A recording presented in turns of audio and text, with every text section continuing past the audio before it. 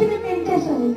ఆ drugs rate పెంచడం వల్ల వాళ్ళు మనీ కోసం ఏదైనా చేస్తారు. అంటే ఇప్పుడు ఎవరైనా అడ్డొస్తే వాళ్ళని చంపడానికైనా సిద్ధపడిపోతారు. Drugs is dangerous.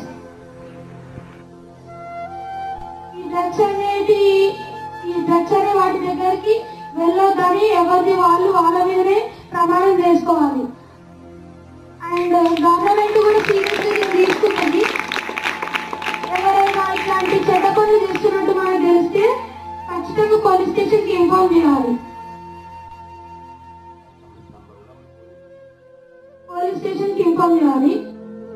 వాళ్ళు ఏం చేయాలో అది చేస్తారు. కానీ మనం మాత్రం డ్రగ్స్ పైన అస్సలు పడకూడదు.